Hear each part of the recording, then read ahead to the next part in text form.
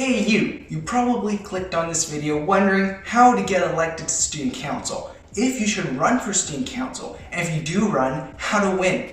Well, you clicked on the right video. I've been exactly where you are sitting right now before, where I was scared and I didn't know if I wanted to run at all. But in this video, I'll go over everything you need to know about the student council election process, from applying to campaigning, and I'll give many tips and tricks along the way. The things that I talk about in this video are going to be more in-depth and nuanced than anything you've seen anywhere else on YouTube or on the internet. And if you want to know your percent chance of getting elected, stick to the end of the video, where I'll be talking about Chance to Lead, a one-on-one consulting service that I started to help you get into student council elections by giving you the tools and the tricks and the tips and everything that you need to win. I've taken my experience from winning back-to-back student council elections, as well as working on professional campaigns to help you tailor whatever you need to win. So without further ado, let's jump right in.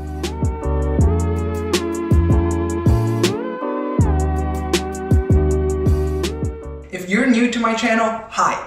My name is Nelson Lee, and I'm a first-year engineering student at the University of Toronto in Canada. Last year, I was the student council president at Marc Garneau Collegiate Institute, one of the largest high schools in all of Canada. Currently, I'm the youngest elected representative on the board of directors for the University of Toronto student government. I've also been elected as a first-year representative for the engineering faculty. Over the course in student council, I've had amazing opportunities to learn so many things and accomplish so much, such as implementing our school's first dedicated mental health month, starting a multiculturalism council to celebrate our students' diversity, increase student participation and engagement, and so much more. I had the honor to be featured in the Toronto Star, CBC, and numerous other news outlets. I wouldn't have this opportunity to grow so much as a person and as a leader without having spent time being elected on student council. I also had the amazing opportunity to work on some real-life campaigns that allowed me to pick up on some tools that will really help you ensure you win in your student council election. And if you find this video useful and helpful, make sure to like and subscribe to the channel. It will help out a lot. And if you have any questions that I don't answer throughout this video, go ahead and leave them down in the comment section so I can respond to them as soon as I can.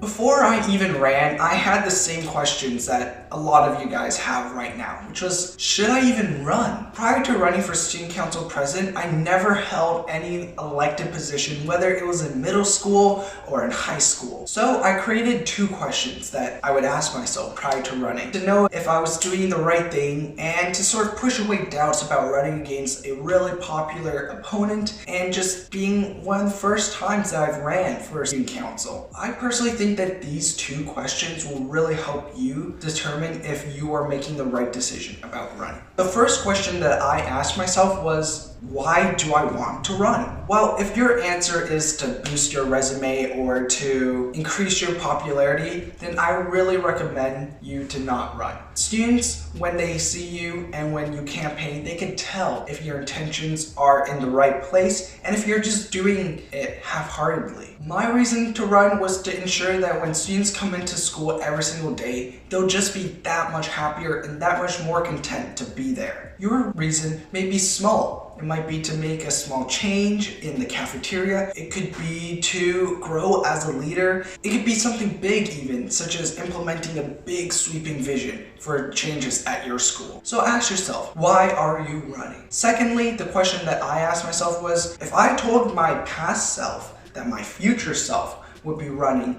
how would I feel? If you feel nervous or scared, that's totally fine. Running for student council is quite a scary experience. For me, it was the first time that I had to go up in front of my entire school and give speeches so many times to every single grade. And if you are feeling confident and excited at the moment, that's great as well. By understanding your emotions about running, you could be so much more certain about whether you're making the right choice or not. If you're nervous but you feel that you want to try and run, do it. If you're feeling confident but then somehow sort of had some doubts along the way, but then you remind yourself why you wanted to run in the first place, do it. As long as your intentions are pure and you answer both of these questions to yourself honestly, then I'm sure you will make the right choice about running for student council or not. run for student council is quite a different process depending on which school you are at. For most schools, the application is quite simple. It may involve just getting a few signatures from your friends and submitting a short bio about yourself. Some schools may make it more extensive, such as you have to provide a resume, or you need to do a whole lot more to get on the ballot. If you're unsure about the specifics about your application process, then the best person to ask is either the teacher or an administrative member that's supervising the election. You could also ask people who have ran before, and if you have additional questions, just leave them down in the comment below. Be as detailed as you can so I know how to best answer you. Let's say you went through the application process without a hitch and now you're suddenly campaigning. Oh my gosh, this is probably the most stressful part about the entire election. I'm going to take a while to cover through the sections that I'll be going over because I think it's good and it's best for you if I just share everything that I know to the best of my ability. For me, I would categorize campaigning in 3 categories. There's pre-campaigning, campaigning, and then there's post-campaigning, and each of these sections are vitally important to getting you across the finish line.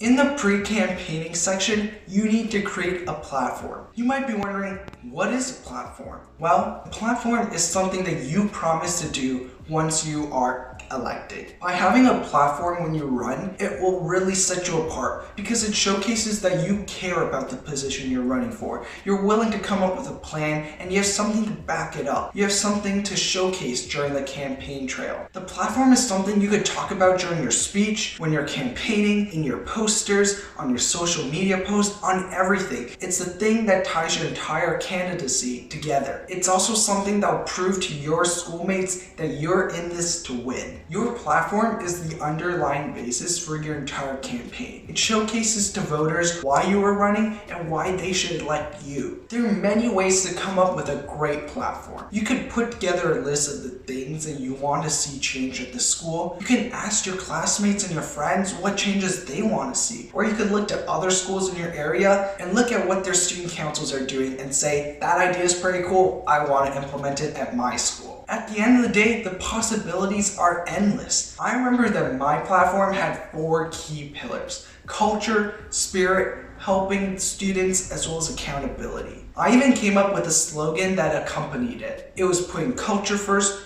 putting spirit first, and putting you first. My platform covered everything about why I wanted to run and what things I would do once I got elected. It showcased to students, this is who I am, and it was something that I talked about during the campaign and my speech and in so many different sections that I'll cover later. Then the next thing you need to do during your pre-campaigning section is to make posters. Posters are one of the best ways to get your name out there and get people to know about you and what you're running for and the ideas that you're bringing to the table. On your poster, you should have your name, your face, and the position you're running for. And to not bore students out with having 50 posters looking the exact same, maybe have 10 of them showcasing a part of your platform with your important and catchy ideas or slogans. Maybe this poster will talk about your plans about making the cafeteria cleaner, and in another poster, you're talking about your experience of managing a club's finances and why you should be treasurer because of that. By making posters before the campaign period, in the pre-campaigning period, you could put them up as soon as campaigning starts so that you make best first impression and you're the first one out of the gate making a difference. Of course, there are a lot of other things that you could do during the pre-campaigning period, so stick around to the end of the video where I talk about Chance to Lead, and I'll be going over some of those ideas as well.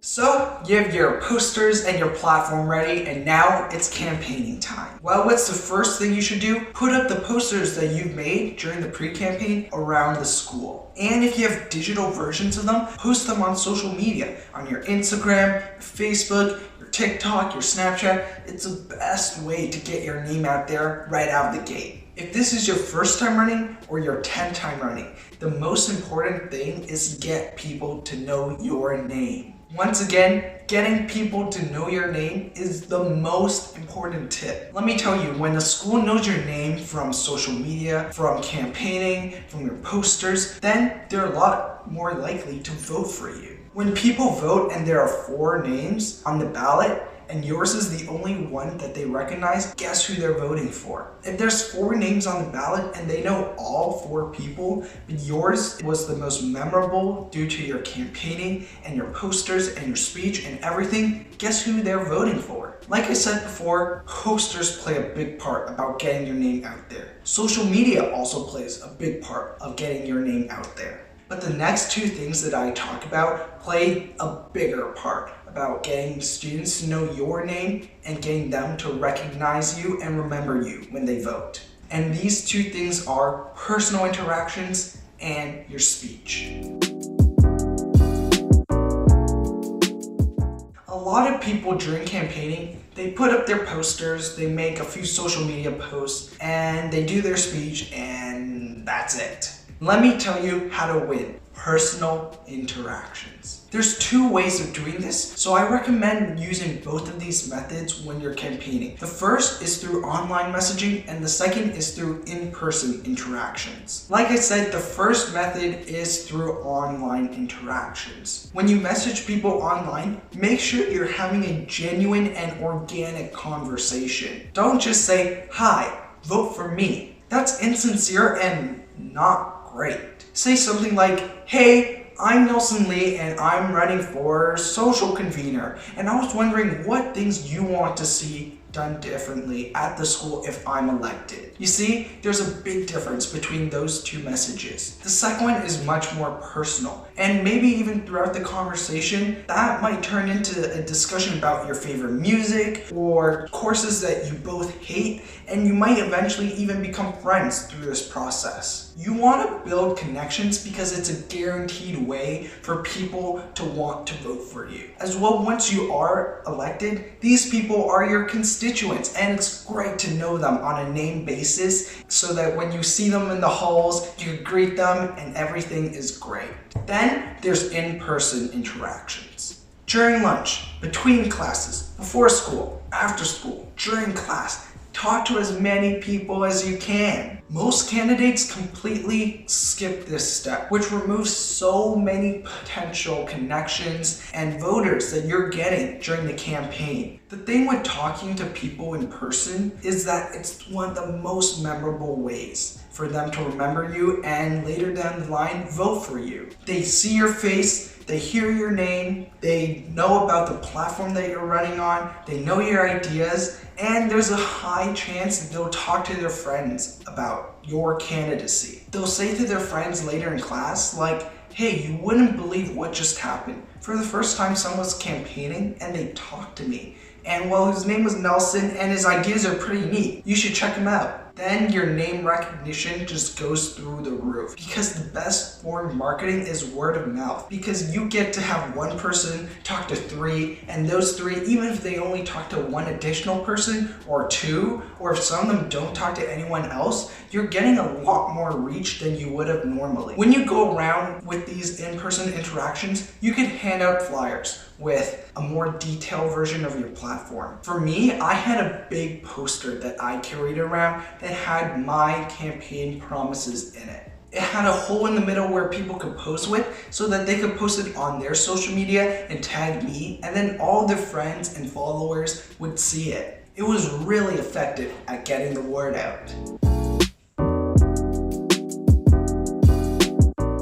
Now that you've listened to me blather on about small-scale campaigning such as in-person interactions and online messaging, here's one of the biggest opportunities that you have to change people's minds and to get their vote during an election. It's the speech. This is very, very, very important. At most schools, candidates have the opportunity to give a speech to the student body about what they want to do and why you should vote for them. First of all, this opportunity has the biggest reach out of every single campaigning event. It's the place where you reach as many people as possible, get your name out there, and make a lasting impression that's good and memorable. Speeches are scary, they're intense, but they're also an amazing opportunity.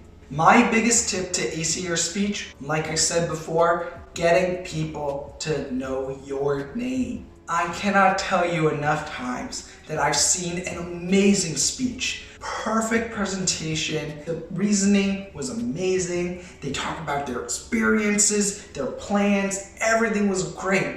But at the end of it, I maybe heard their name once and the position that they're running for maybe twice.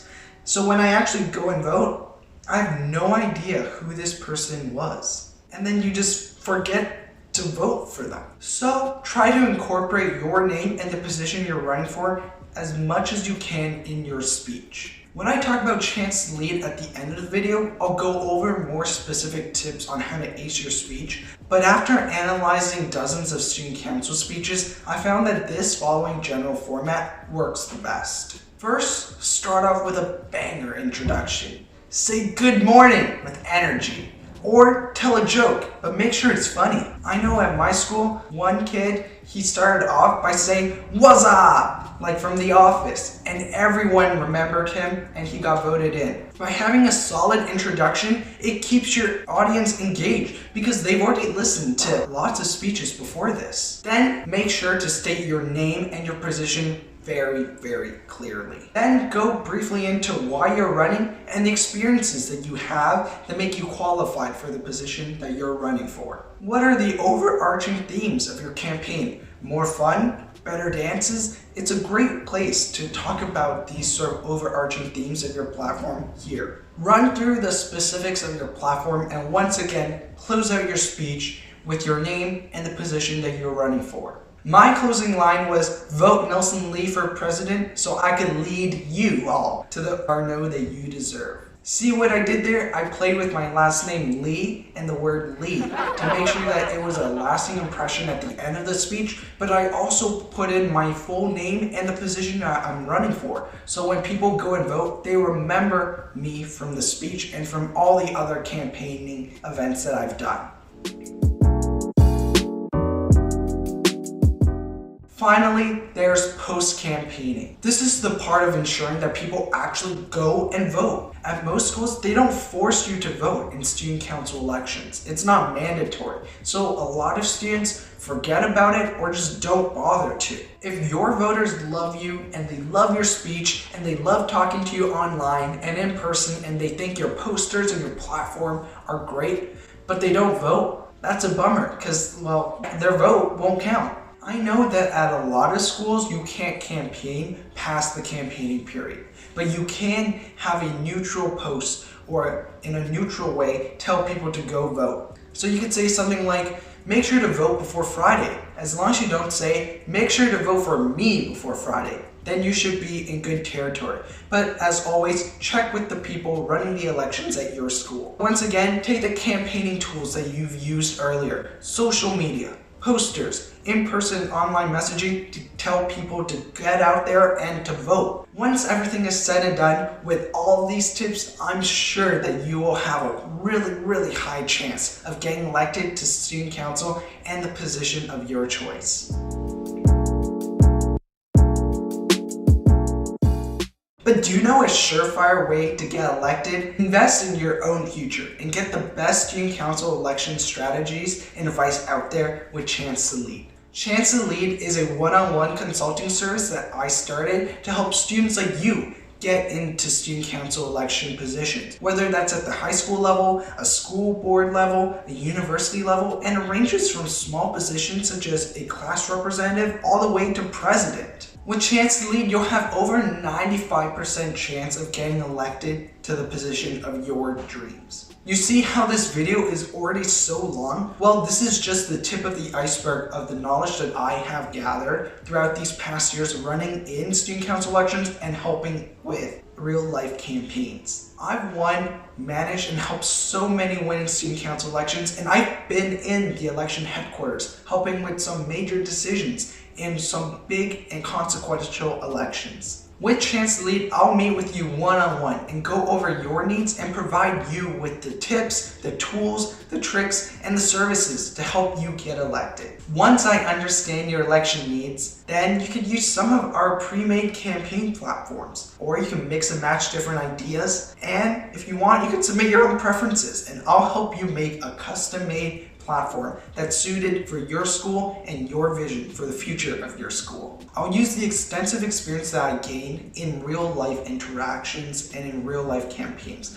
that help you maximize engagement on social media posts and reach as many people as possible in person and convert as many voters as possible to vote for you on election day. Chance to Lead can help you write your speech, give you a pre-made speech that's proven to work, and help you practice throughout the way so you can make a lasting and memorable impression on voters. But the most important tool that Chance to Lead has is a get out the vote mechanism, which is fashioned off of what national parties use in the United States and in Canada. With this tool, you get to know how many people you've interacted with online and in person. You get to know how many potential voters you have, how many votes you have in the bank, and how many votes you need to win on election day. If you want to sign up with Chance to Lead, now is the time. We are doing free email quotes for the first 100 inquiry submissions. You submit the information listed down in the description below, and I'll respond to you as soon as I can for free about the services that we have to offer to you with Chance to Lead, the percent chance of you winning, and how much it'll cost to guarantee you to the position of your dreams.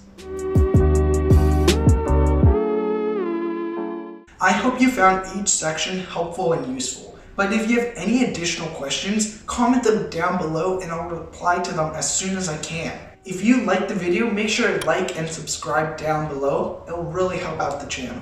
And if you want the best way to get elected to student council, send an email to Chance to Lead and I'll get back to you and showcase to you all the tools and tricks and tips that we have to get you to the position that you want. And with that, I wish you the best of luck in your student council election. I know you'll do an amazing job.